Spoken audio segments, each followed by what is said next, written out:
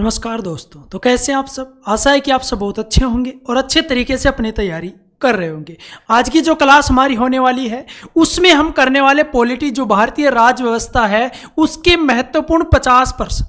ये वो प्रश्न है जो आपके रेलवे के एग्जाम में बार बार पूछे जाते हैं। महत्वपूर्ण प्रश्न है, एक एक प्रश्न को ध्यान से देखते हुए चलना है और इससे रिलेटेड जितने भी इंपॉर्टेंट प्रश्न बनते हैं वो सभी हम क्लियर करते हुए चलेंगे। तो आज की क्लास शानदार होने वाली है। शुरुआत करते हैं हमारे पहले प्रश्न से। देखिए, पहला प्रश्न आपके सामने है, आपको इसका आंसर देना है। उसके बाद मैं आपको बताऊंगा कि इसका आंसर क्या होने वाला है और इससे संबंधित कौन कौन से प्रश्न बन सकते हैं। देखिए, पहला प्रश्न क्या है कि 1946 में भारत में अंतरिम सरकार बनाने के लिए लॉर्ड वेवेल ने किसे आमंत्रित किया था। 1946 की यहां पर बात की जा रही है और आपसे प्रश्न क्या पूछा गया कि जो अंतरिम सरकार थी उसको बनाने के लिए जो लॉर्ड वेवेल थे उन्होंने किसको आमंत्रित किया था। तो किसको किया था? जवाहरलाल नेहरू को। ऑप्शन ए क्या होगा? करेक्ट होगा। देखिए, यहां पर हम बात करें कांग्रेस की, तो कांग्रेस ने वायसराय की जो पत्र था उसको स्वीकार कर लिया था। उसके बाद 1 अगस्त 1946 को वेवेल ने अंतरिम सरकार बनाने के लिए कांग्रेस के जो अध्यक्ष थे पंडित जवाहरलाल नेहरू उनको आमंत्रित किया था। तो यहां पर यह भी आपको डेट याद रखनी है, कब आमंत्रित किया था? 1 अगस्त 1946 को। ठीक है, चलिए अगला प्रश्न देखिए। भारत की संविधान सभा की प्रथम बैठक की अध्यक्षता किसने की थी? भारत की जो संविधान सभा की बैठक हुई थी, कौन सी बैठक? प्रथम बैठक कब हुई थी? 9 दिसंबर को। कब हुई थी? 9 दिसंबर को ये पहली बैठक हुई थी। अब आपसे पूछा क्या गया है, किसकी अध्यक्षता किसके द्वारा की गई? तो ये जो अध्यक्षता है वो सच्चिदानंद सिन्हा के द्वारा की गई और 9 दिसंबर को इनको अस्थायी अध्यक्ष के तौर पर बनाया गया था। क्या बनाया गया था? अस्थायी अध्यक्ष बनाया गया था सच्चिदानंद सिन्हा को। इसके बाद बैठक हुई थी 11 दिसंबर को। कौन सी हुई थी? 11 दिसंबर को बैठक हुई थी जिसमें अध्यक्ष बनाया गया डॉक्टर राजेंद्र प्रसाद को। डॉक्टर राजेंद्र प्रसाद को, जो कि स्थायी अध्यक्ष बनाए गए। क्या बनाए गए? स्थायी अध्यक्ष। तो ये दोनों जो बैठक है दोनों आपको ध्यान रखनी है, 9 दिसंबर को और 11 दिसंबर को। 2 बैठक हुई थी संविधान सभा की। प्रथम बैठक आपकी 9 दिसंबर को हुई थी जिसमें अस्थायी अध्यक्ष के रूप में सच्चिदानंद सिन्हा को अध्यक्ष के तौर पर बनाया गया। इसके बाद अगली बैठक जो हुई थी 11 दिसंबर को जिसमें डॉक्टर राजेंद्र प्रसाद को स्थायी अध्यक्ष बनाया गया। दोनों जो बैठक है, जो संविधान सभा की बैठक है, ये आपके लिए महत्वपूर्ण है। ठीक है, दोनों में डेट आपको पता होनी चाहिए, साथ ही इनके जो अध्यक्ष बनाए गए थे वो दोनों आपको पता होने चाहिए। देखिए, पहली बैठक में जो अध्यक्ष बनाए गए थे वो अस्थायी अध्यक्ष थे और कौन थे? सच्चिदानंद सिन्हा थे। लेकिन जो बैठक हुई थी 11 दिसंबर को उसमें स्थायी अध्यक्ष के तौर पर डॉक्टर राजेंद्र प्रसाद को बनाया गया। क्लियर चीजें? चलिए अगला प्रश्न देखिए। भारतीय संविधान द्वारा निम्न में से किस देश से व्यापार की स्वतंत्रता की विशेषता ली गई? आपने बहुत पढ़ा होगा, नीति निर्देशक तत्व कहां से लिए गए, मूल अधिकार कहां से लिए गए, लेकिन एग्जामिनर को भी पता चलता है कि ये क्या पढ़ते हैं, नॉर्मल जो चीजें होती है, जो इजी आसान चीजें होती है वो पढ़ लेते हो आप, लेकिन वहां से एग्जामिनर प्रश्न नहीं बनाता, क्योंकि एग्जामिनर जो प्रश्न बनाता है वो सोच समझकर बनाता है ताकि स्टूडेंट उस प्रश्न में कंफ्यूज हो सके, प्रश्न का जवाब गलत दे सके। यदि आपने अच्छे तरीके से तैयारी की है तो आप उस प्रश्न का जवाब दे सकते हो। लेकिन आपसे यहां पर पूछा क्या गया है, व्यापार की स्वतंत्रता कौन से देश के संविधान से ग्रहण की गई है? तो कौन से देश के संविधान से? ऑस्ट्रेलिया से ग्रहण की गई है। ऑप्शन बी एकदम हमारा यहां पर सही आंसर होगा। तो ध्यान रखना, पढ़ो तो ऐसे पढ़ो कि कोई भी पर्सन कहीं से भी पूछा जाए गलत नहीं होना चाहिए। ठीक है, अब यहां पर आयरलैंड के बारे में बात करें तो नीति निर्देशक तत्व है, नीति निर्देशक तत्व जो आपके डीपीएसपी है वो कहां से ग्रहण किए गए? आयरलैंड से। संविधान के भाग 4 में है, ये कौन से में है? भाग 4 में। आर्टिकल पूछे तो बता देना 36 से 51 तक है। कौन से आर्टिकल में है? 36 से 51 तक। इसके बाद यहां पर ऑप्शन दिख रहा है आपको रूस, जहां से ग्रहण किए गए मूल कर्तव्य फंडामेंटल ड्यूटीज, जो कि संविधान के भाग 4 के क में है। आर्टिकल पूछे तो आपका 51 क होगा। अमेरिका की बात करें तो मूल अधिकार ग्रहण किए गए थे, जो आपके फंडामेंटल राइट्स है, मौलिक अधिकार है, वो कहां से ग्रहण किए गए? अमेरिका से ग्रहण किए गए। भाग पूछे तो भाग 3 और आर्टिकल बता देना 12 से 35 तक। आर्टिकल 12 से 35 तक तीनों चीजें क्लियर होनी चाहिए। 3 भाग आपको यहां पर बता दिए गए हैं। भाग 3 मूल अधिकार कहां से? अमेरिका से। आर्टिकल 12 से 35 तक। भाग 4 नीति निर्देशक तत्व जो आपके डीपीएसपी हैं, आर्टिकल 36 से 51 कहां से ग्रहण किए गए? आयरलैंड से। इसके बाद मूल कर्तव्य रूस से ग्रहण किए गए। भाग 4 के क में आर्टिकल 51 क में इनका वर्णन है। और व्यापार की जो स्वतंत्रता है, एक महत्वपूर्ण प्रश्न है जो कि ऑस्ट्रेलिया से ग्रहण किया गया था। यह भी आपको अच्छे तरीके से ध्यान में रखना है। नेक्स्ट देखिए, भारतीय संविधान की प्रस्तावना में समाजवाद शब्द निम्नलिखित में से किससे अपनी प्रेरणा प्राप्त करता है? समाजवाद शब्द किससे प्रेरणा प्राप्त करता है? जो हमारे भारतीय संविधान में है और संविधान की जो हमारी प्रस्तावना है उसमें इसका वर्णन है। देखिए, रूसी क्रांति यहां पर हमारा जो आंसर है वो होगा। रूस की क्रांति से क्या है? ये प्रेरित है समाजवाद शब्द, जो कि 42वें संविधान संशोधन 1976 के द्वारा, जो 42वां संविधान संशोधन हुआ था 1976 में, इसमें बहुत सी चीजों को ऐड किया गया संविधान में, और इस संविधान संशोधन के द्वारा ही समाजवाद शब्द को प्रस्तावना में शामिल किया गया था। किससे संबंधित है, किससे प्रेरित है यह शब्द, कौन सी क्रांति से? तो वह आपकी है रूसी क्रांति। ठीक, नेक्स्ट क्वेश्चन देखिए, भारतीय संविधान की 11वीं अनुसूची में कितने विषय शामिल है?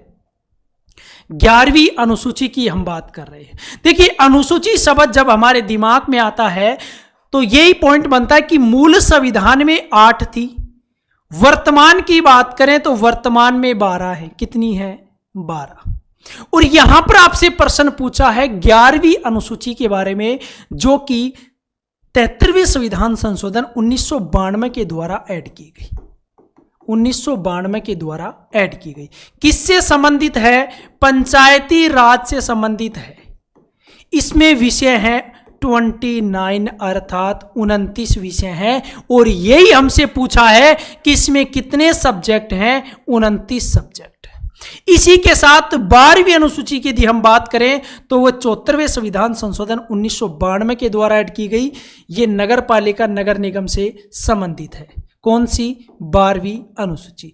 अब इसमें भी यही प्रश्न बनता है सेम, जो कि 11वीं अनुसूची में आपसे पूछा गया है कितने सब्जेक्ट हैं, उसी प्रकार 12वीं में कितने हैं? 18 सब्जेक्ट है।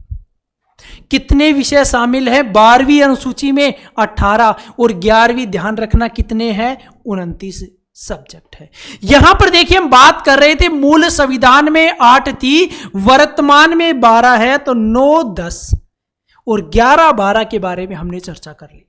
9वीं जो अनुसूची थी वो प्रथम संविधान संशोधन 1951 के द्वारा ऐड की गई। तो ध्यान रखना, यहां से एक और प्रश्न बनकर आपके सामने आता है कि प्रथम संविधान संशोधन कब हुआ? जो पहला संविधान संशोधन हुआ था वो कब हुआ था? 1951 में, जिसमें 9वीं अनुसूची क्या की गई? ऐड की गई, जो भूमि सुधार कानून से संबंधित है। प्रथम संविधान संशोधन 9वीं अनुसूची। 10वीं अनुसूची की बात करें तो 52वें संविधान संशोधन है 1985 के द्वारा यह जोड़ी गई, दल बदल से संबंधित यह कानून था। इसमें जो नेता होते हैं, जो दल बदलते हैं, उनसे संबंधित जो कानून है वो कौन सी अनुसूची, 10वीं अनुसूची ऐड की गई। किस संविधान संशोधन के द्वारा, 52वें संविधान संशोधन के द्वारा। अब नहीं भूल लोगे कि 8 थी, 8 के बाद 12 हुई, किस प्रकार से 9, 10, 11, 12, ठीक है, 4 अनुसूचियां बाद में ऐड की गई। चारों संविधान संशोधन आपको पता होने चाहिए और कौन सी अनुसूची किससे संबंधित है यह भी आपको पता होना चाहिए। 9वीं में क्या था कि प्रथम संविधान संशोधन हुआ 1951 में, उसके द्वारा ऐड की गई, भूमि सुधार कानून से संबंधित है। 10वीं 52वें संविधान संशोधन 1985 के द्वारा ऐड की गई, दल बदल से संबंधित इसमें कानून है। 11वीं के बारे में बात करें तो 73वें संविधान संशोधन 1992 के द्वारा पंचायती राज से संबंधित है। लेकिन इसमें ये एक पॉइंट अलग है जो कि आपको हमेशा ध्यान रखना है, इंपॉर्टेंट है, यहां से प्रश्न बनता है। और एक प्रश्न जो मैं आपको करवा रहा हूं इसमें भी आपके सामने पूछा गया है, इसमें कितने सब्जेक्ट हैं, कितने विषय शामिल हैं, 29 हैं। उसी प्रकार 12वीं अनुसूची में कितने हैं, 18 विषय शामिल। क्लियर चीजें आ गई बात समझ में। प्रत्येक पॉइंट आपका क्लियर होना चाहिए, तभी जो प्रश्न आपके सामने है वो अच्छे से समझ में आएगा। नेक्स्ट देखिए, आर्थिक नियोजन को निम्नलिखित में से किस सूची में रखा गया है। देखिए ये भी अनुसूचियों से संबंधित है। संविधान की 7वीं अनुसूची की हम बात करते हैं। कौन सी अनुसूची की, 7वीं अनुसूची, जिसमें 3 सूचियां हैं। एक आपकी संघ सूची है, एक आपकी राज्य सूची है और एक आपकी समवर्ती सूची है। टेंशन मत लो, प्रत्येक जो पॉइंट है प्रश्न से रिलेटेड वो आपका यहीं पर क्लियर होने वाला है, ठीक है। तो संघ सूची, राज्य सूची, समवर्ती सूची, सीधा सा मतलब इन शब्दों से ही पता चल रहा है कि संघ सूची पर कानून बनाने का अधिकार संघ को होगा, अर्थात केंद्र सरकार को होगा। राज्य सूची पर कानून बनाने का अधिकार राज्य को, और समवर्ती सूची पर दोनों को अधिकार। संघ सूची की बात करें तो पहले इसमें 97 विषय थे, राज्य सूची में 66 थे और समवर्ती सूची में 47 थे। वर्तमान की बात करें तो यहां पर शतक हो चुका है। संघ सूची में 100 विषय शामिल हो चुके हैं, राज्य सूची में 61 है और समवर्ती सूची की बात करें तो 52 है। यहां से देखिए जो 5 माइनस हुए हैं ना, वो यहां पर 5 प्लस हो गए हैं, ठीक है, ये ध्यान रखना। और यहां पर पूछा है आर्थिक नियोजन, तो जो आर्थिक नियोजन है वो समवर्ती सूची का विषय है। ऑप्शन ए क्या होगा, करेक्ट होगा। समवर्ती सूची में आपका विवाह आ गया, तलाक आ गया, आर्थिक नियोजन आ गया, ये किस में है, समवर्ती सूची में शामिल है। संघ सूची की बात करें तो आपकी मुद्रा आ गई, मुद्रा बैंकिंग हो गया, डाक हो गया, रेल हो गई, रेलवे, ये किसके अंतर्गत आते हैं, आपके संघ सूची के अंतर्गत विषय आते हैं। राज्य सूची की यदि हम बात करें तो आपकी कृषि है, पुलिस है, जेल है, ये किसके अंतर्गत आती है, ये आपकी राज्य सूची के अंतर्गत विषय शामिल है। अब आपको पता चल गया कि कौन सी अनुसूची में 3 सूचियों का वर्णन है। संविधान की 7वीं अनुसूची में 3 सूचियों का वर्णन है, संघ सूची, राज्य सूची, समवर्ती सूची। उनमें कितने कितने विषय शामिल हैं, कौन कौन से विषय हैं जो महत्वपूर्ण है वो मैंने आपको बता दिए हैं। अब आर्थिक नियोजन है जो कि समवर्ती सूची का विषय है। नेक्स्ट क्वेश्चन देखिए, भारतीय संविधान के किस अनुच्छेद में विशेष रूप से उल्लेखित किया गया है कि संघ की राजभाषा हिंदी और लिपि देवनागरी होगी।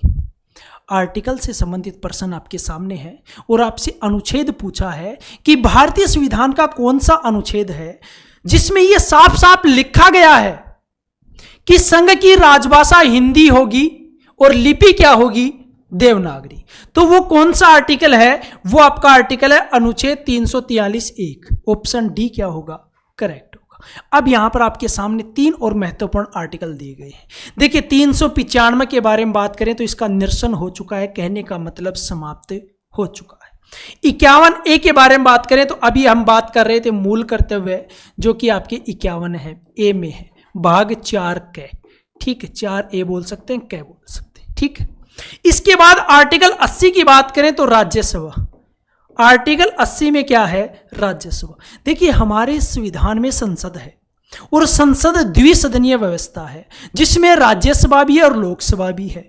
लोकसभा आपकी 81 में है और संसद के बारे में बात करें तो संसद आपकी 79 में है, 79 आर्टिकल में है, ठीक है। तीनों के बारे में पता होना चाहिए। संसद में द्विसदनीय व्यवस्था है, राज्यसभा आर्टिकल 80, लोकसभा आर्टिकल 81, ठीक, क्लियर। चलिए अगला प्रश्न देखिए, 1973 में केशवानंद भारती केस में कौन से सवाल को उठाया गया था कि प्रस्तावना को रिक्त स्थान?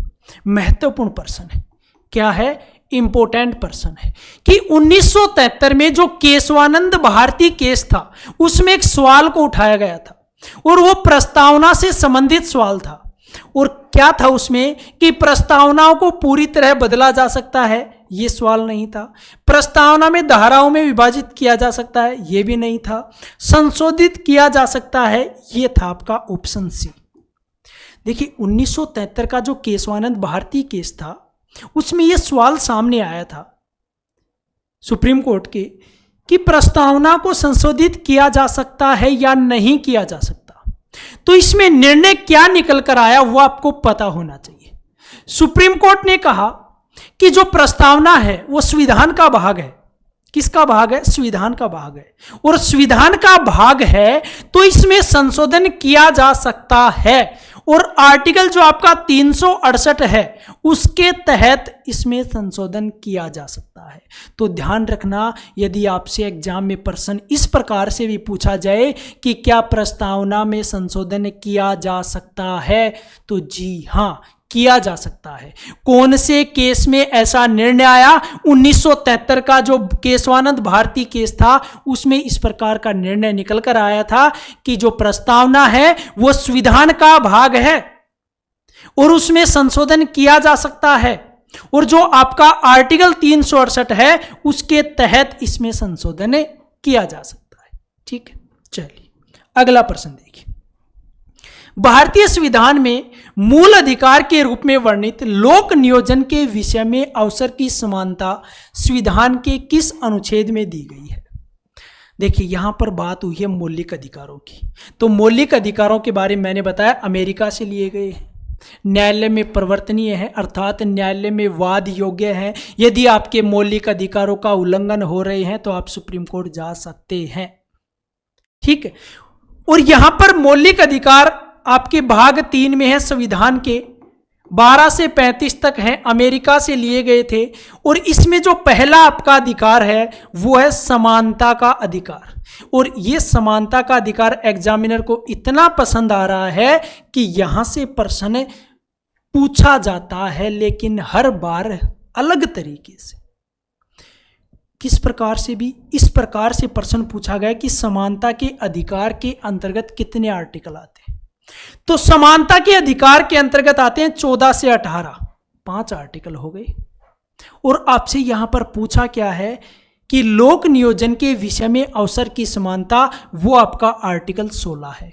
ऑप्शन सी करेक्ट होगा, जो कि मौलिक अधिकार का जो पहला अधिकार है समानता का अधिकार, उसके अंतर्गत ये आता है। देखिए अब आर्टिकल 14 के बारे में बात करें, विधि के समक्ष समानता, विधि के समक्ष समता, ये किस में है? आर्टिकल 14 में। आर्टिकल 15 में बात करें तो क्या है इसमें कि धर्म, मूलवंश, लिंग, जन्म स्थान के आधार पर भेदभाव क्या है? निषेध है। भेदभाव क्या है? निषेध। 17 की बात करें तो अस्पृश्यता का अंत है। अस्पृश्यता का अंत किस में है? आर्टिकल 17 में। इसके बाद आपका एक बचा आर्टिकल 18, इसमें क्या है? उपाधियों का अंत। किसका अंत? उपाधियों का अंत। अब यदि समानता के अधिकार से संबंधित कोई भी प्रश्न आता है तो आप उसको अच्छे से कर सकते हो। समानता का अधिकार पहला अधिकार है मौलिक अधिकारों में। 14 से 18 इसमें आर्टिकल है, 5 आर्टिकल है, पांचों मैंने आपको बता दिए हैं। 14 में क्या है? विधि के समक्ष समानता है। 15 में क्या है कि धर्म, लिंग, मूलवंश, जन्म स्थान आदि के आधार पर भेदभाव निषेध। 16 में क्या है, लोक नियोजन के विषय में अवसर की समानता। 17 में है अस्पृश्यता का अंत और 18 में आपका उपाधियों का अंत। नेक्स्ट देखिए, निम्नलिखित में से किसे भारतीय संविधान की आत्मा के रूप में वर्णित किया गया महत्वपूर्ण प्रश्न है। ये प्रश्न आपको सोचने को मजबूर करता है, तो सोचिए, मजबूर कर रहा है तो सोचिए और इसका जवाब दीजिए कि भारतीय संविधान की आत्मा के रूप में वर्णित किया गया है किसको। नीति निर्देशक तत्व है, लोकसभा, राज्यसभा और मौलिक अधिकार। कुछ दिमाग में नहीं आ रहा कि इनमें से तो ऐसा कोई है ही नहीं। देखिए, पहले आंसर कर लेते हैं मौलिक अधिकार। अब इस चीज को समझिए। अब आप भी सोच रहे हो कि मौलिक अधिकार कहां से आ गए। देखिए, मौलिक अधिकार हैं आपके आर्टिकल 12 से 35 तक। इसमें एक आपका आर्टिकल है आर्टिकल 32, और इस 32 में है संवैधानिक उपचारों का अधिकार। कौन सा है? संवैधानिक उपचारों का अधिकार। ठीक है, इसके बारे में सोचिए। अब तो समझ में आ रहा होगा कुछ कि संवैधानिक उपचारों का जो अधिकार है उसको डॉक्टर भीमराव अंबेडकर ने संविधान की क्या कहा है? आत्मा कहा है। डॉक्टर भीमराव अंबेडकर के द्वारा संविधान की आत्मा आर्टिकल 32 जो कि संवैधानिक उपचारों का अधिकार है उसको कहा है। तो यहां पर सीधा सीधा आर्टिकल 32 के बारे में न पूछकर यहां पर आपको ऑप्शन दे दिया मौलिक अधिकार। क्या दे दिया? मौलिक अधिकार। ठीक है, इसके आधार पर आर्टिकल 32 के आधार पर सुप्रीम कोर्ट जो आपका जो उच्चतम न्यायालय है वो 5 प्रकार की रीट जारी करता है। वो 5 कौन कौन सी हैं? एक है आपकी बंदी प्रत्यक्षीकरण, बंदी प्रत्यक्षीकरण। दूसरी आपकी परमादेश, परमादेश। तीसरी आपकी उत्प्रेषण। चौथी आपकी अधिकार पर्चा, और 5वीं आपकी प्रतिषेध। ठीक, ये 5 प्रकार की जो रीट है वो आर्टिकल 32 के तहत उच्चतम न्यायालय जारी करता है। नेक्स्ट देखिए, राज्य की नीति निर्देशक तत्वों का रिक्त स्थान अंतर्राष्ट्रीय शांति और सुरक्षा की अभिवृद्धि से संबंधित है। आर्टिकल 36 से 51 क्या है? नीति निर्देशक तत्व है। अब आपसे यहां पर पूछा है कि कौन सा आर्टिकल है जो नीति निर्देशक तत्वों के अंतर्गत आता है जिसमें यह लिखा गया है कि अंतर्राष्ट्रीय शांति और सुरक्षा की अभिवृद्धि। तो वो आपका है आर्टिकल 51। कौन सा है? आर्टिकल 51। देखिए, यहां पर बात करें आर्टिकल 40 की, ग्राम पंचायतों का गठन किस आर्टिकल के तहत? 40। ग्राम पंचायतों का गठन किस में है? आर्टिकल 40 में। आर्टिकल 50 के बारे में बात करें तो कार्यपालिका का न्यायपालिका से पृथक्करण, कार्यपालिका का न्यायपालिका से पृथक्करण किस में है? आर्टिकल 50 में। 48 की बात करें कृषि एवं पशुपालन संगठन, कृषि एवं पशुपालन संगठन किस में है? आर्टिकल 48 में।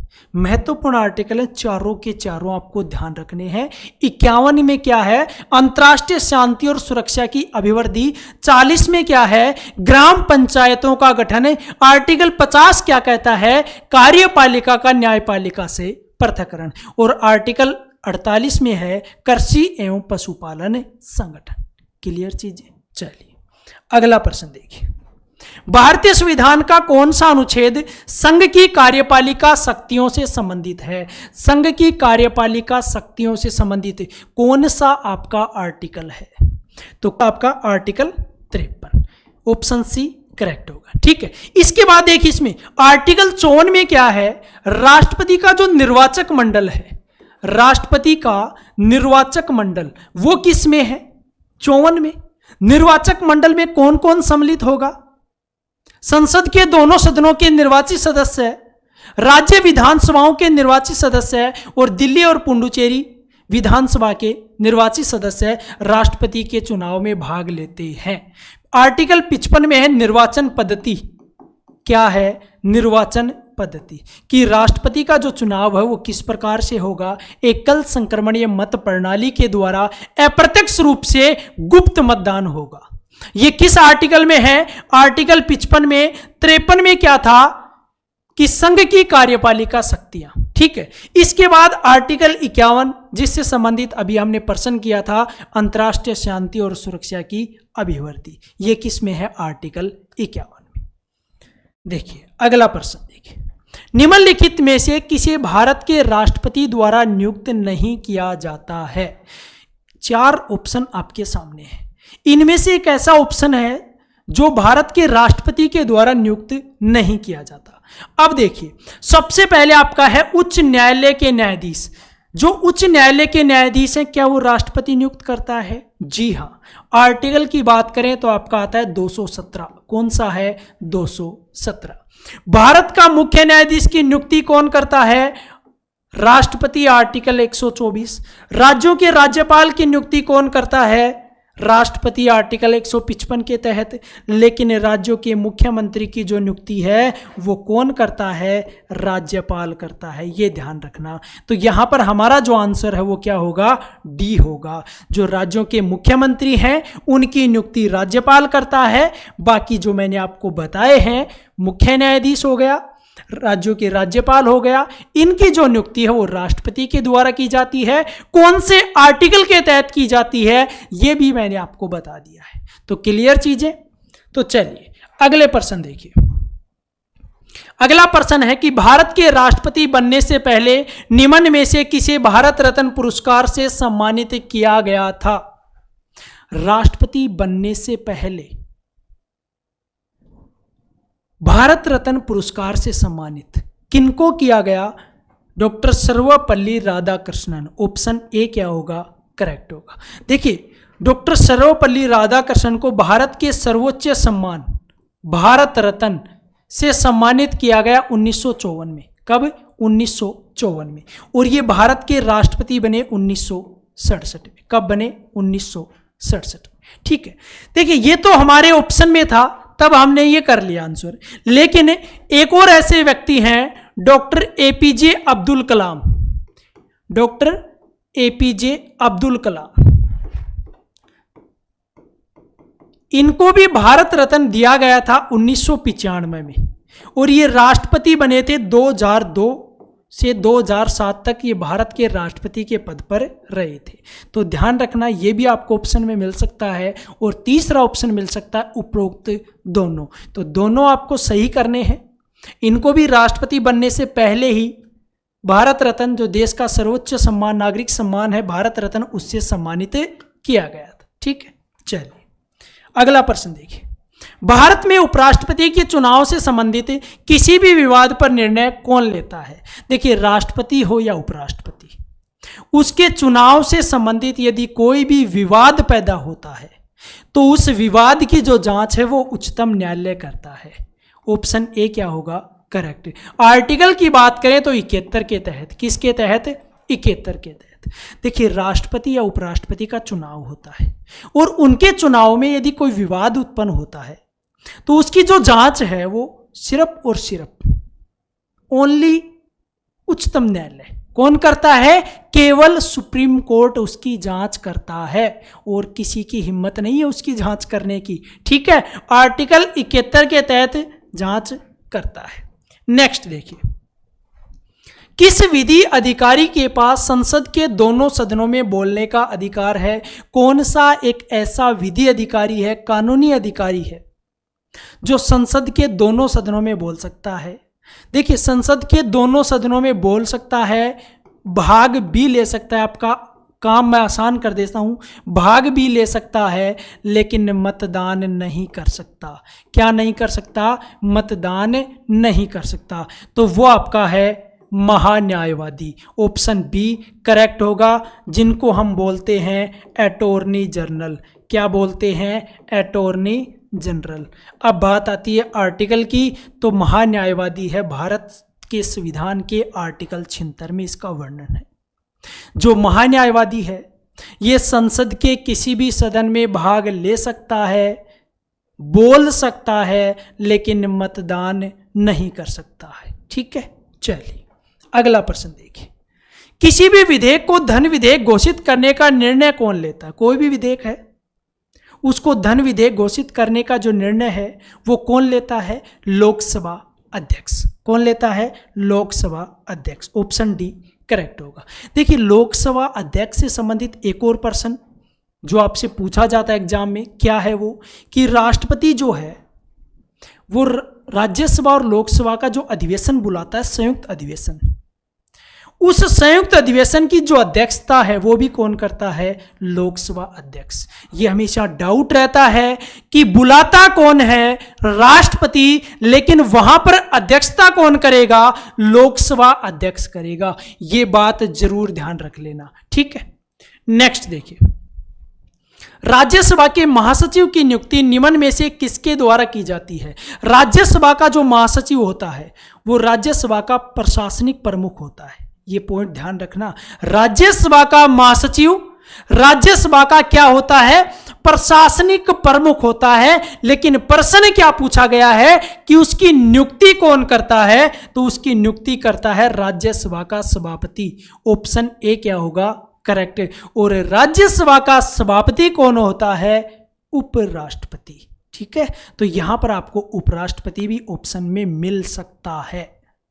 राज्यसभा जो कि एक स्थायी सदन है, ठीक है।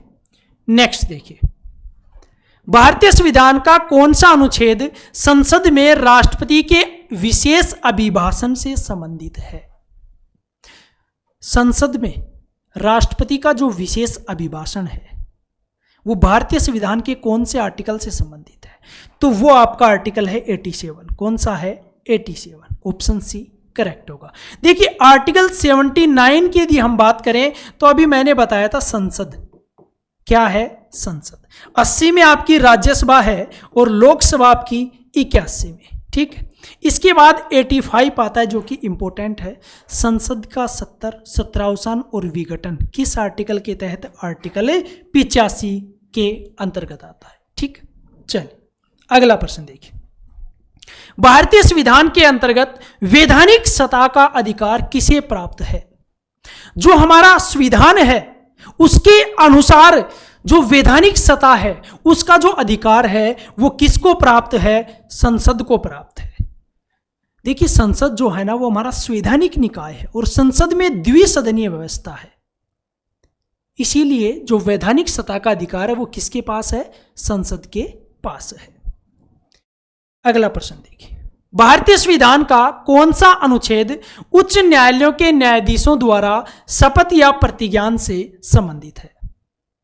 यहां पर आर्टिकल से प्रश्न आपके सामने है और एक आर्टिकल के बारे में पूछा है जिसमें किस का वर्णन है? उच्च न्यायालय के जो न्यायाधीश है ना उनकी शपथ किस आर्टिकल में है?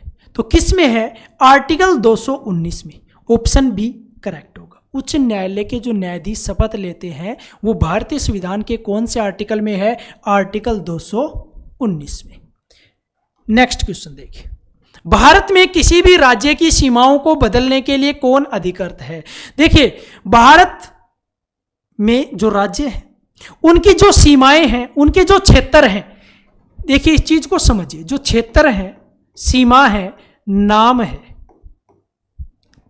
उनमें जो परिवर्तन होगा, एक तो नए राज्य का निर्माण, उन राज्यों से अलग करके कोई नया राज्य बनाया जाए, उनके क्षेत्र में परिवर्तन किया जाए या किसी राज्य के नाम में परिवर्तन किया जाए, वो अधिकार है संसद के पास। और किस आर्टिकल के तहत? आर्टिकल 3 के तहत। किसके पास है? संसद के पास। संसद ऐसा कर सकती है। ऑप्शन ए करेक्ट है, संसद ऐसा कर सकती है। क्यों? क्योंकि हमारा भारत का जो हमारा संविधान है वो आर्टिकल 3 ये अधिकार देता है संसद को कि आप किसी भी राज्य के क्षेत्र, सीमा क्षेत्र या उसके नाम में परिवर्तन कर सकते हो, ठीक। नेक्स्ट क्वेश्चन देखिए, पहले नगर निगम की स्थापना 1688 में रिक्त स्थान के पूर्व प्रेसिडेंसी टाउन में ब्रिटिश काल के दौरान की गई थी। पहले नगर निगम की जो स्थापना है वो 29 सितंबर 1688 29 सितंबर 1688 में मद्रास में की गई थी। कहां पर की गई थी? मद्रास में की गई थी। थी। कब? 29 सितंबर 1688। उसके बाद बॉम्बे और कलकत्ता में नगर निगम की स्थापना की गई। और यहां पर प्रश्न मैं आपसे पूछ रहा हूं जो आपको कमेंट बॉक्स में बताना है कि बॉम्बे और कलकत्ता में जो नगर निगम की स्थापना की गई वो कब की गई, ये आपको बताना है। सन आपसे मैं पूछा है कि बॉम्बे और कलकत्ता में जो नगर निगम की स्थापना की गई मद्रास के बाद में, मद्रास में की गई थी 29 सितंबर 1688 में, और बॉम्बे और कलकत्ता में नगर निगम की स्थापना कब की गई, इसका जवाब आपको कमेंट बॉक्स में देना है। ठीक है, चलिए अगला प्रश्न देखिए। वर्ष 1959 में पंचायती राज व्यवस्था को अपनाने वाला पहला भारतीय राज्य कौन सा? देखिए, स्वतंत्र भारत की बात करें तो स्वतंत्र भारत में 2 अक्टूबर 1959 को 2 अक्टूबर 1959 को प्रधानमंत्री जो थे जवाहरलाल नेहरू, उनके द्वारा पंचायती राज का जो शुभारंभ है वो राजस्थान के नागौर जिले से किया गया। कहाँ से किया गया? राजस्थान के नागौर जिले से। तो यहाँ पर सीधा आपसे जिला भी पूछा जा सकता है और यहाँ पर आपसे पूछा गया है राज्य, तो हमारा ऑप्शन होगा राजस्थान। कब किया गया इसका शुभारंभ? 2 अक्टूबर 1959 को। अगला प्रश्न देखिए, भारतीय संविधान के किस अनुच्छेद में पंचायतों को परिभाषित किया गया है? जो पंचायतें हैं, देखिए पंचायती राज से संबंधित यदि आपसे अनुसूची पूछी जाए तो वो 11वीं अनुसूची है। कौन सी है? 11वीं अनुसूची। लेकिन यहां से आपसे आर्टिकल पूछा गया है कि पंचायती राज से संबंधित कौन सा आर्टिकल है, तो कौन सा है? 243। ऑप्शन सी क्या होगा करेक्ट? आर्टिकल 243। ठीक है, चलिए अगला प्रश्न देखिए। भारत में नगर निगम का राजनीतिक प्रमुख कौन होता है? नगर निगम का राजनीतिक प्रमुख होता है महापौर। कौन होता है? महापौर। ऑप्शन बी क्या होगा करेक्ट होगा। नगर निगम जो है उसका जो प्रमुख होता है उसको बोला जाता है महापौर। नेक्स्ट क्वेश्चन, निम्न में से कौन सी समिति भारत में कर सुधारों से संबंधित है? समितियों से हमेशा आपको प्रश्न देखने को मिलेगा कि कौन सी समिति किससे संबंधित है। यहां पर आपसे पूछा है कि कर सुधारों से संबंधित, तो वो आपकी राजा चेलैया समिति। ऑप्शन ए क्या होगा करेक्ट होगा। अब आपके सामने यहां पर 3 और समितियां हैं। ये तीनों समितियां किस किस से संबंधित हैं उस चीज को हम यहां पर देखने वाले हैं। तो देखिए, मीरा सेठ समिति जो है वो हथकरघाओं के विकास से संबंधित है। किससे संबंधित है? हथकरघाओं के विकास से संबंधित आपकी मीरा सेठ समिति। स्वामीनाथन समिति की बात करें, जनसंख्या नीति से संबंधित है। किससे संबंधित है? जनसंख्या नीति से संबंधित है स्वामीनाथन समिति। और महत्वपूर्ण आपकी समिति सरकारिया समिति जो कि केंद्र राज्य संबंध से संबंधित है। किससे संबंधित है? केंद्र राज्य संबंध से संबंधित है सरकारिया समिति। 4 समितियां आपकी यहां पर क्लियर हुई हैं। पहली है राजा चेलैया समिति जो कर सुधारों से संबंधित है। मीरा सेठ समिति हथकरघाओं के विकास हेतु संबंधित है। स्वामीनाथन समिति जनसंख्या नीति से संबंधित है। और सरकारिया समिति केंद्र राज्य संबंध से संबंधित है। अगला प्रश्न देखिए, भारत के संविधान में सेक्युलर शब्द को किस संशोधन अधिनियम के माध्यम से जोड़ा गया? सेक्युलर, इसका मतलब क्या होता है? इसका मतलब होता है पंथ निरपेक्ष अर्थात धर्म निरपेक्ष। ठीक है, अब तो समझ में आ गया होगा। अब तो आप इसका जवाब आसानी से दे सकते हैं। सेक्युलर शब्द को पंथ निरपेक्ष धर्म निरपेक्ष जो है इसका मतलब होता है सेकुलर का। ठीक है, यह जोड़ा गया था 42वें संविधान संशोधन 1976 के द्वारा। ऑप्शन सी सही होगा। अगला प्रश्न देखिए, भारत में महिलाओं के लिए मतदान की न्यूनतम आयु क्या है? इंपॉर्टेंट प्रश्न है। सीधा सा यदि आपसे पूछा जाता कि भारत में मतदान की न्यूनतम आयु क्या है तो आप इसको 18 वर्ष आसानी से कर सकते थे। लेकिन यहाँ पर थोड़ा सा दिमाग में आपके कन्फ्यूजन पैदा किया एग्जामिनर ने और पूछा क्या है कि महिलाओं के लिए, सिर्फ यहां पर लगा दिया महिलाओं के लिए। अरे हमें पता है, कह दो एग्जामिनर को कि 18 ही है। ऑप्शन सी क्या होगा करेक्ट होगा, क्योंकि हमें पता है एक संविधान संशोधन हुआ था। कौन सा? 61वां। कब हुआ था? 1989 में, जिसमें मतदान की आयु पहले 21 वर्ष थी, उसको घटाकर कितनी कर दी गई? 18 वर्ष। चाहे वो पुरुष हो चाहे महिला हो, सभी के लिए कितनी है मतदान की आयु? 18 वर्ष। तो आगे से कंफ्यूज मत होना, 61वां संविधान संशोधन अपने दिमाग में रखना है। कब हुआ था ये भी आपको याद रखना है, क्योंकि सीधा सीधा एग्जाम में प्रश्न बन सकता है कि 61वां संविधान संशोधन कब हुआ? 1989 में। इसमें क्या हुआ था? जो मतदान की आयु 21 वर्ष थी, उसको घटाकर कितनी कर दी गई? 18 कर दी गई। नेक्स्ट क्वेश्चन देखिए, व्यापार एवं आर्थिक संबंध समिति का प्रमुख कौन होता है? जिस प्रकार से हम देखते हैं कि नीति आयोग का अध्यक्ष कौन होता है? प्रधानमंत्री। राष्ट्रीय विकास परिषद का अध्यक्ष कौन होता है? उसी प्रकार से आपके सामने एक समिति है, व्यापार एवं आर्थिक संबंध समिति। तो इसका प्रमुख कौन होता है? इसका प्रमुख भी देश का प्रधानमंत्री होता है। ऑप्शन ए यहां पर क्या होगा? करेक्ट है। तो ध्यान रखना कि जो व्यापार एवं आर्थिक संबंध जो समिति है, इस समिति का जो प्रमुख होता है वो कौन होता है? प्रधानमंत्री होता है। आई बात समझ में? नेक्स्ट प्रश्न देखिए, अगला प्रश्न है कि भारत में आपातकाल की घोषणा करने का अधिकार किसके पास होता है? देखिए, हमारे देश में 3 प्रकार के आपातकाल लागू होते हैं, तीनों के अलग अलग आर्टिकल हैं। तीनों के बारे में आपको पता होना चाहिए कि कौन सा आर्टिकल किस आपातकाल से संबंधित है। अब प्रश्न क्या पूछा गया है हमसे, वो देखते हैं कि भारत में जो आपातकाल की घोषणा होती है वो किसके द्वारा की जाती है? कहने का मतलब जो घोषणा करने का अधिकार होता है वो किसके पास होता है? तो सीधी सी बात है, हमारा जो आंसर है वो राष्ट्रपति होगा, जो हमारे देश का प्रेसिडेंट होगा, उसके पास ये अधिकार है कि वो राष्ट्रीय आपातकाल जो भी है, वित्तीय आपातकाल, राष्ट्रपति शासन, उसकी घोषणा कर सकता है। लेकिन टर्म्स एंड कंडीशन अप्लाई कहने का मतलब उसको मंत्रिपरिषद की सलाह लेनी होगी या मंत्रिपरिषद की सिफारिश के आधार पर ही वो आपातकाल की घोषणा कर सकता है। अब तीनों देखिए, पहला है आर्टिकल 352 जो आपका कहता है राष्ट्रीय आपात। ये राष्ट्रीय आपात से संबंधित है आर्टिकल 352। इसके बाद आता है अनुच्छेद 356 जो कि राष्ट्रपति शासन से संबंधित है। किस शासन से? राष्ट्रपति शासन से। किसी भी राज्य में यदि संवैधानिक तंत्र विफल हो जाता है तो वहां पर लगता है राष्ट्रपति शासन। इसके बाद आपका आता है 360 वित्तीय आपातकाल। इससे एक प्रश्न जो हमेशा पूछा जाता है और आपको पता भी होगा यदि आपने इसके बारे में थोड़ा सा भी पढ़ा है कि भारत देश में, कहने का मतलब हमारे देश में अब तक कितनी बार वित्तीय आपातकाल लागू हुआ है, तो हमारा आंसर होगा 0। कहने का मतलब अभी तक हमारे देश में एक बार भी वित्तीय आपातकाल लागू नहीं हुआ है।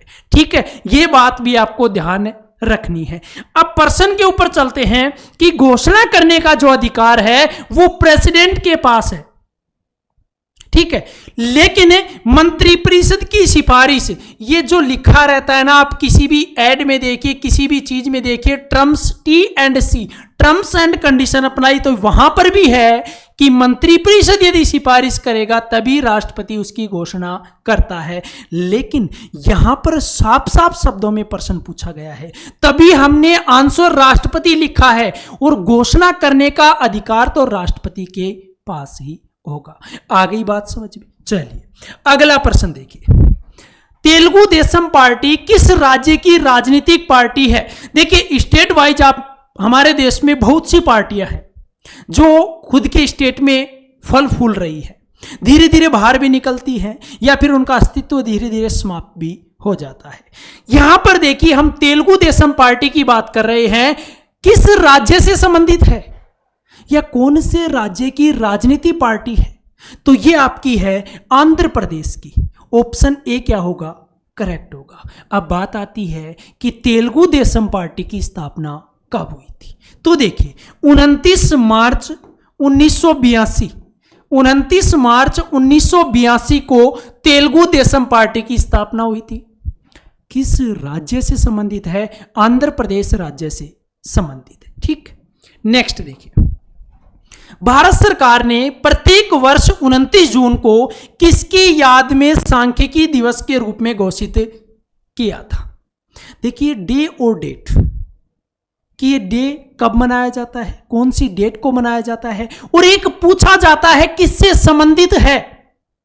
जैसे यहां पर सांख्यिकी दिवस है, पूछा गया आपसे, आपको डे और डेट यहां पर सब कुछ दिया गया है कि सांख्यिकी दिवस 29 जून को मनाया जाता है, यह आपको ध्यान रखना है। लेकिन पूछा क्या है, पूछा यह है कि किसकी याद में मनाया जाता है या किसकी याद में इसकी शुरुआत की गई थी।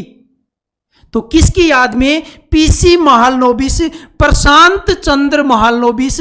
ये कौन है? इन शख्स के बारे में यदि हम बात करें तो एक महान शख्सियत है, पीसी महालनोबिस, नाम सुना होगा।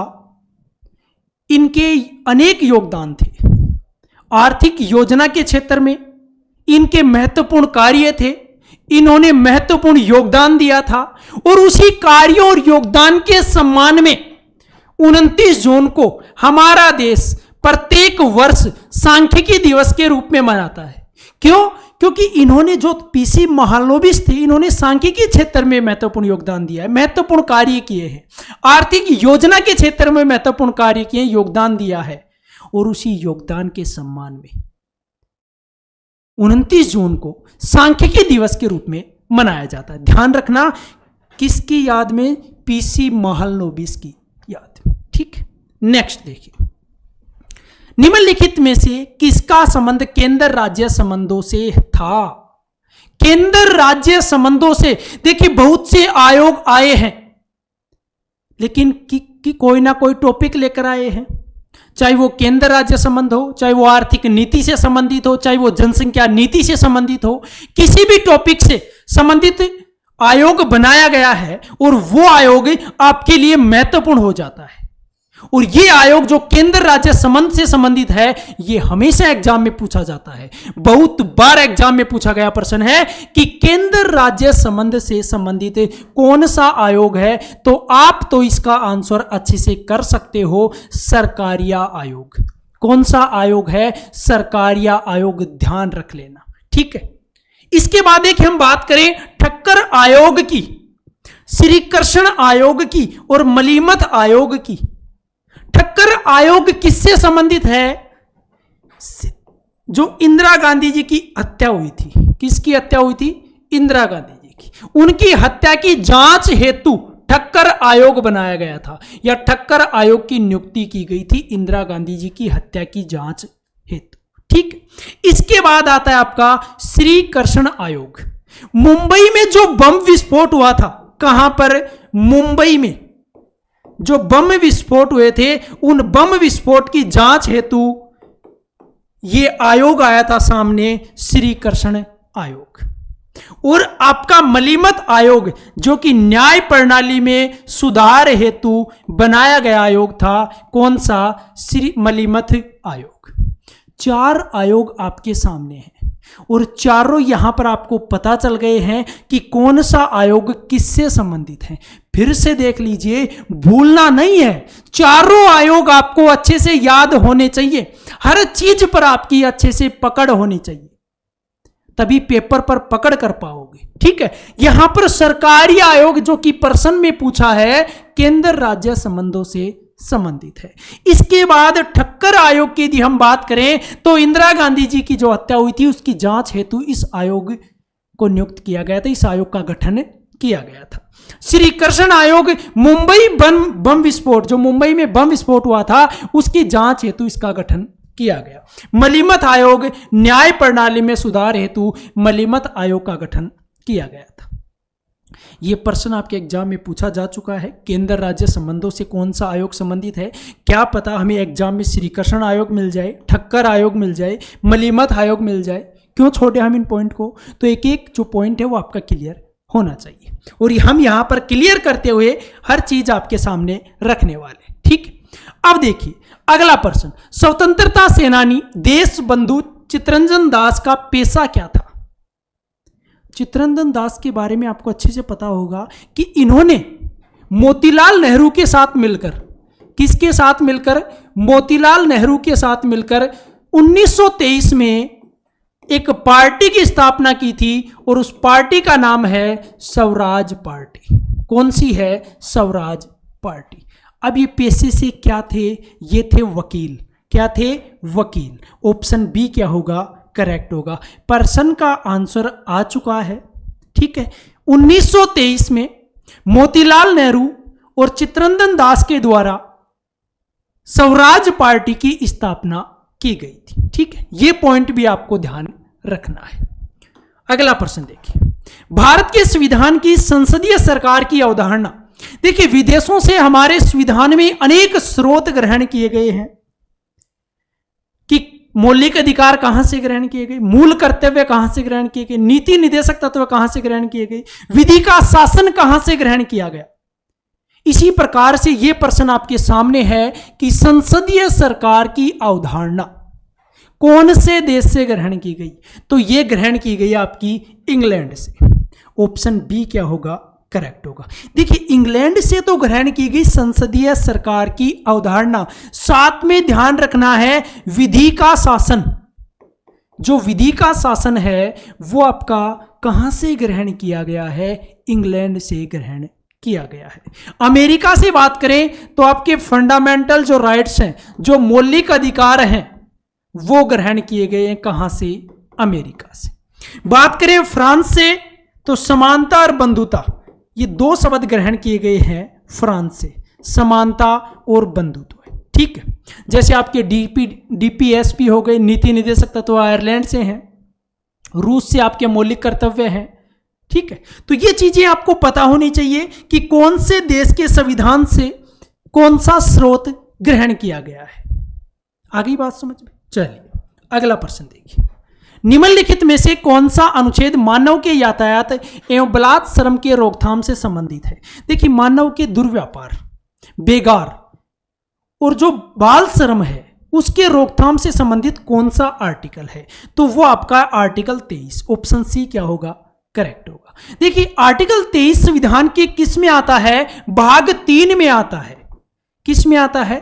भाग 3 में। इस आर्टिकल से संबंधित एक पॉइंट जरूर ध्यान रख लेना, ये जो आर्टिकल है ये भारतीय, ध्यान से देखना इस पॉइंट को, भारतीय और गैर भारतीय दोनों के लिए लागू है। दोनों को ये समान मिलता है। भारतीय और गैर भारतीय जो हैं उनके लिए ये समान है। आर्टिकल 23 उन दोनों को ये अधिकार प्राप्त है।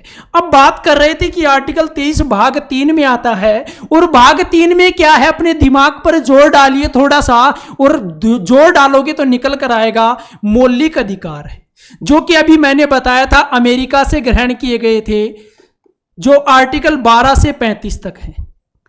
आर्टिकल 12 से 35 तक। तो 23 किस में आया आपका? भाग 3 में। पता चल गया आर्टिकल 23 किससे संबंधित है? मानव के दुर्व्यापार, बेगार और बाल जो श्रम है उससे संबंधित है। नेक्स्ट क्वेश्चन देखिए, लैंगिक अपराधों से बच्चों का संरक्षण अधिनियम किस वर्ष पारित किया गया था? लैंगिक अपराधों से जो बच्चों का संरक्षण अधिनियम है वो कौन से वर्ष पारित किया गया था? तो 2012 में वो पारित किया गया था। ऑप्शन बी करेक्ट होगा। यहां पर आपको 1972 दिख रहा है, जो कि वन्य जीव संरक्षण अधिनियम से संबंधित है। वन्य जीव संरक्षण अधिनियम कब आया था? 1972 में। ठीक है, यह आपको ध्यान रखना है, वन्य जीव संरक्षण अधिनियम। इसके बाद आता है 1980 सुरक्षा अधिनियम, 1980 से संबंधित है सुरक्षा अधिनियम। ठीक है, इसके बाद आपका आता है 1986, तो ये पर्यावरण से संबंधित है। पर्यावरण अधिनियम जो है वो है आपका 1986। 4 अधिनियम आपके सामने हैं। कितने हैं? 4। पर्सन क्या था? सिर्फ एक याद करवा रहा था, लेकिन आपके सामने 4 रखे हैं, तो यहां पर कितने पर्सन बन जाते हैं? 4। एक साथ 4 पर्सन आपके इस पर्सन में क्लियर हुए हैं अच्छे तरीके से। यदि एक बार में याद नहीं होते हैं तो साथ साथ नोट कर लेना, रिवीजन के समय आपको काम आने वाले हैं। वन्य जीव संरक्षण अधिनियम 1972, लैंगिक अपराधों से बच्चों का संरक्षण अधिनियम 2012, सुरक्षा अधिनियम 1980 और ये 86 आपका पर्यावरण से संबंधित अधिनियम। ठीक है, चलिए अगला प्रश्न देखिए, समान सिविल संहिता का वर्णन संविधान के किस अनुच्छेद में किया गया है? देखिए इस प्रश्न का आंसर हम बाद में करेंगे, पहले समान सिविल संहिता को समझिए। समान सिविल संहिता का मतलब क्या होता है? धर्मनिरपेक्ष कानून। अब धर्मनिरपेक्ष शब्द के बारे में तो आपको पता ही होगा, और इसके आगे एक और शब्द जुड़ गया, धर्मनिरपेक्ष कानून। कहने का मतलब कि अलग अलग धर्मों के लिए जो अलग अलग सिविल कानून न होकर एक समान सिविल संहिता की पैरवी करता है। कौन करता है? समान सिविल संहिता। साफ साफ यदि अपने शब्दों में इसके बारे में बात करें तो कोई भी धर्म हो, उन सभी धर्मों के लिए एक समान कानून, वो होता है आपका समान सिविल संहिता अर्थात धर्मनिरपेक्ष कानून। अब प्रश्न ये पूछा गया है ये किस आर्टिकल में है? तो आर्टिकल हमारा 44 ऑप्शन ए क्या होगा? करेक्ट होगा। आर्टिकल 44 से कुछ याद आ रहा है? क्या है? समान सिविल संहिता किस भाग में है? भाग 4 में है।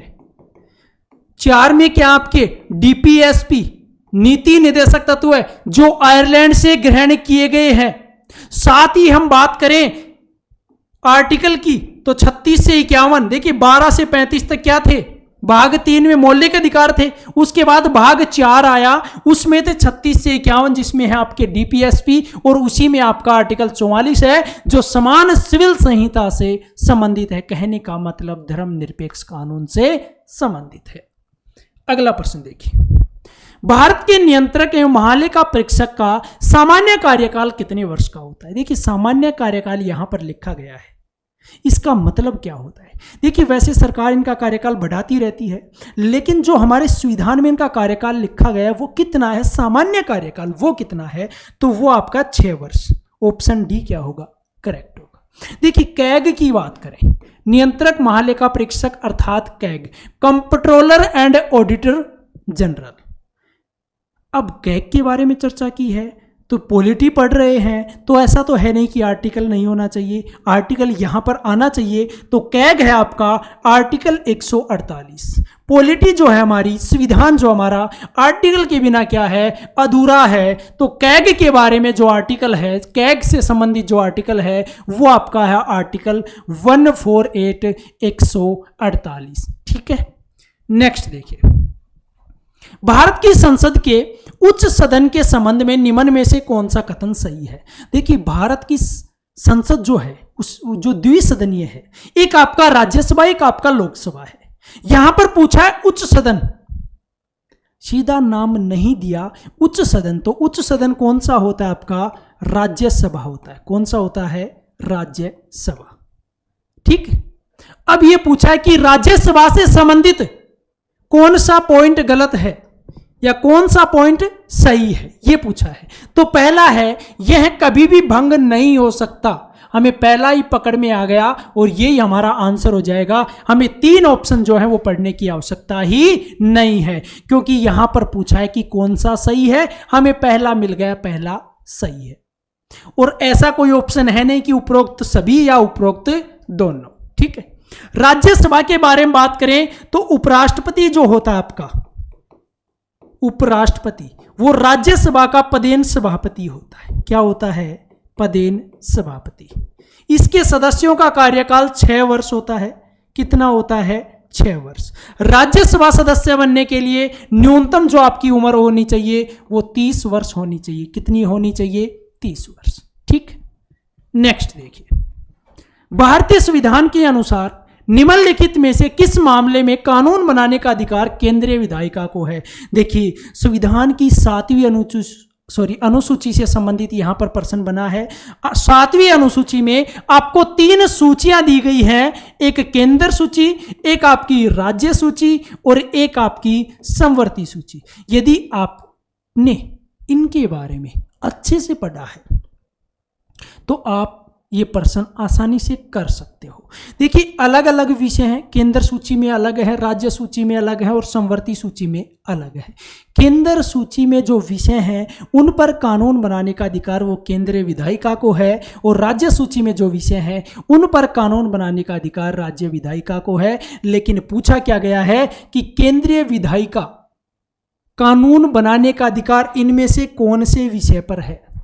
अब बात आती है, यदि आपको यह पता है कि यह कौन सा विषय किस सूची से संबंधित है या कौन सी सूची में है, तो आप इस प्रश्न को आसानी से कर सकते हो। देखिए कृषि जो विषय है वो आपका राज्य सूची का विषय है, जेल जो है वो भी आपका राज्य सूची का विषय है, ठीक है। व्यापार वाणिज्य जो है वो भी है, डाक और तार जो है वो केंद्रीय सूची का विषय है, केंद्र सूची का विषय। तो डाक और तार पर कानून बनाने का अधिकार किसको होगा? केंद्रीय विधायिका को। और यही हमसे पूछा है, तो हमारा ऑप्शन डी यहां पर क्या होगा? सही होगा। कृषि पर कानून कौन बनाएगा? राज्य विधायिका। क्यों? क्योंकि यह राज्य सूची का विषय है, ठीक है। चलिए नेक्स्ट देखिए, निम्नलिखित में से कौन से राज्य में विधान परिषद है? देखिए विधान परिषद की बात करें तो आर्टिकल 169 विधान परिषद से संबंधित है, ठीक है। पहले तो आपका आर्टिकल क्लियर होना चाहिए। राज्य विधानमंडल में एक होती है विधानसभा, एक होती है विधान परिषद। कुछ राज्यों में विधान परिषद है, सभी राज्यों में नहीं है। और वो कुछ राज्य कितने आपके वर्तमान में 6 है। कौन से हैं? 6। देखिए पहला है आपका उत्तर प्रदेश, 6 के बारे में बात करें। पहला है आपका यूपी, एक है आपका महाराष्ट्र, ठीक है। तीसरा आपका बिहार, चौथा आपका तेलंगाना, पांचवा आपका कर्नाटक और छठा है आंध्र प्रदेश। कौन सा है? आंध्र प्रदेश। तो 6 राज्य आपके जिनमें फिलहाल वर्तमान में विधान परिषद है। इनमें से कोई दिख रहा है? हिमाचल प्रदेश नहीं है, मध्य प्रदेश नहीं है, असम नहीं है। ऑप्शन बी होगा आंध्र प्रदेश। तो आंध्र प्रदेश में क्या है? विधान परिषद, विधानमंडल का उच्च सदन है। आर्टिकल 169 में विधान परिषद है, ठीक है। अगला प्रश्न देखिए, भारत में राज्य पुनर्गठन आयोग की स्थापना कब हुई थी? राज्य पुनर्गठन आयोग की स्थापना 1953 में हुई थी। ऑप्शन ए क्या होगा यहां पर? करेक्ट होगा। देखिए ये तो हमने पढ़ लिया और ये हमें आ भी गया, इसका आंसर हमने कर लिया कि राज्य पुनर्गठन आयोग की जो गठन हुआ था, जो स्थापना हुई थी 1953 में हुई थी। इसमें कितने सदस्य थे? इस आयोग का अध्यक्ष कौन था? यह भी तो हमें पता होना चाहिए। तो इस आयोग का जो गठन किया था वो फजल अली, जो न्यायाधीश थे फजल अली, उनकी अध्यक्षता में किया गया था। प्लस में 2 सदस्य थे। पहले थे इनमें के.एम. पणिकर, के.एम. पणिकर पहले सदस्य थे। दूसरे थे हृदयनाथ कुंजरू, ठीक है, ये दूसरे सदस्य थे। तो राज्य पुनर्गठन आयोग क्लियर हो गया कि स्थापना कब हुई थी? 1953 में। किसकी अध्यक्षता में? फजल अली की अध्यक्षता में। सदस्य कौन कौन थे? के.एम. पणिकर और हृदयनाथ कुंजरू इसके सदस्य थे। कौन से आयोग के? राज्य पुनर्गठन आयोग के। क्लियर चीजें? चलिए अगला प्रश्न देखिए, भारत के योजना आयोग के प्रथम उपाध्यक्ष कौन थे? योजना आयोग जो कि 15 मार्च 1950 को जिसकी स्थापना हुई थी।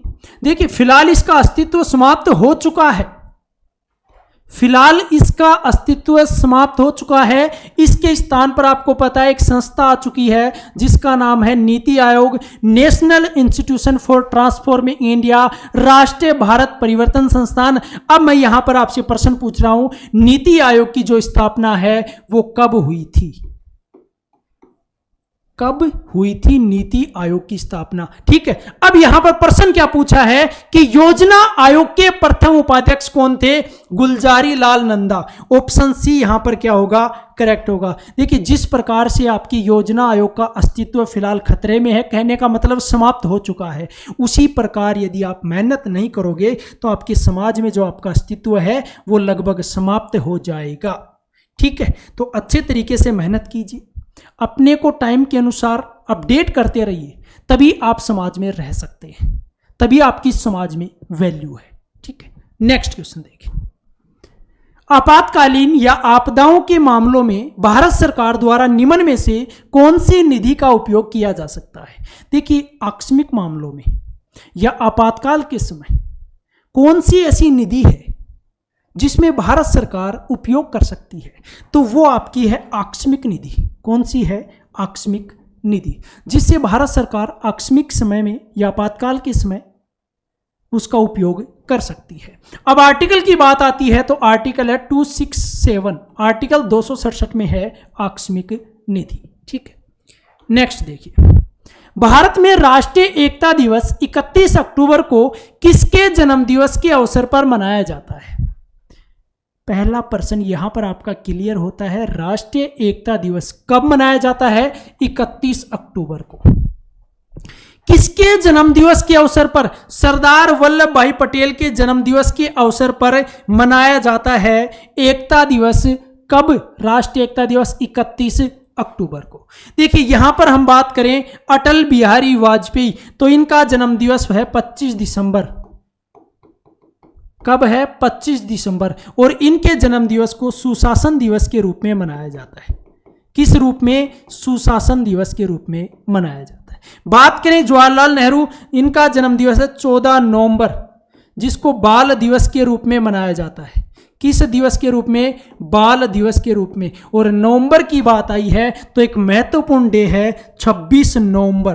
कौन सा है? 26 नवंबर, जो बनाया जाता है संविधान दिवस के रूप में। किसके रूप में? संविधान दिवस के रूप में। यहां पर आपके 4 दिवस अच्छे तरीके से आपके सामने रखे गए। चारों कौन कौन से हैं? पहला है राष्ट्रीय एकता दिवस 31 अक्टूबर को सरदार वल्लभ भाई पटेल के जन्म दिवस के रूप में मनाया जाता है। ठीक है, अटल बिहारी वाजपेयी का जन्म दिवस 25 दिसंबर, उसको सुशासन दिवस के रूप में मनाया जाता है। जवाहरलाल नेहरू 14 नवंबर, इनका जन्म दिवस बाल दिवस के रूप में मनाया जाता है। साथ ही ध्यान रखना है 26 नवंबर संविधान दिवस के रूप में मनाया जाता है। ठीक, नेक्स्ट देखिए, भारतीय राष्ट्रीय ध्वज में अशोक चक्र क्या दर्शाता है? देखिए, हमारे भारत का जो राष्ट्रीय ध्वज है उसके अंदर एक गोल चक्कर है जिसमें 24 तीलियां हैं। कितनी तीलियां हैं? 24। अब ये पूछा गया है कि जो ये अशोक चक्र है ये दर्शाता क्या है? धर्म और निष्ठा। कहने का मतलब धर्म के नियत का चक्कर है ये। ऑप्शन सी क्या होगा? करेक्ट होगा। अब बात आती है कि सर राष्ट्रीय ध्वज कब अपनाया गया था? तो 22 जुलाई 1947 को राष्ट्रीय ध्वज को अपनाया गया था। 22 जुलाई 1947 को राष्ट्रीय ध्वज को अपनाया गया था। ठीक, चलिए अगला प्रश्न देखिए, शिक्षा को भारतीय संविधान में किस सूची के अंतर्गत रखा गया है? एजुकेशन, शिक्षा को भारतीय संविधान की किस सूची में रखा गया है? देखिए, शिक्षा के बारे में बात करें, ये जो विषय है ये पहले राज्य सूची का विषय था। पहले क्या था? राज्य सूची का विषय था। लेकिन 42वां संविधान संशोधन हुआ कब? 1976 में। उसके द्वारा इस शिक्षा को संवर्ती सूची में रखा गया है। ऑप्शन बी यहां पर क्या होगा? सही आंसर होगा। यह भी पूछा जा सकता है, शिक्षा 42वें संविधान संशोधन से पहले किस सूची का विषय था? राज्य सूची का विषय था। उसके बाद हुआ 42वां संविधान संशोधन 1976, जिसके द्वारा शिक्षा को संवर्ती सूची में रखा गया। तो अब शिक्षा जो वर्तमान में है वो किस सूची का विषय है? संवर्ती सूची का। अगला प्रश्न देखिए, भारत का राष्ट्रपति बनने के लिए न्यूनतम आयु कितनी होनी चाहिए? भारत का राष्ट्रपति बनने के लिए देखिए, भारत के राष्ट्रपति से संबंधित जो योग्यताएं हैं वो आपकी आर्टिकल 58 में है कि वह भारत का नागरिक हो, 35 वर्ष की आयु पूर्ण कर चुका हो, किसी लाभ के पद पर न हो, लोकसभा का सदस्य बनने लायक हो।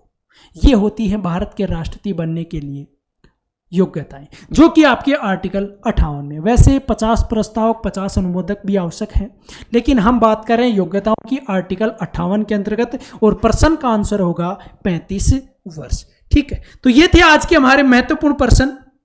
कैसी लगी आपको ये क्लास? कमेंट बॉक्स में बता देना। जो मैंने प्रश्न पूछे हैं वो कमेंट बॉक्स में उसका आंसर आपको देना है। ठीक है, और लाइक कर देना। यदि आप चैनल पर नए हो तो चैनल को सब्सक्राइब करना न भूलें, क्योंकि आरपीएफ के लिए आपकी रेगुलर क्लासेज आती रहेंगी, जो कि आपका जो 50 का आंकड़ा है क्वेश्चन का और नंबर का, ये आपको वहाँ पर मैक्सिमम तक पहुँचने में बहुत मदद करने वाली ये क्लासेज हैं। तो बेल आइकन प्रेस कर लेना, प्रत्येक क्लास का नोटिफिकेशन आपको मिलता रहेगा। धन्यवाद।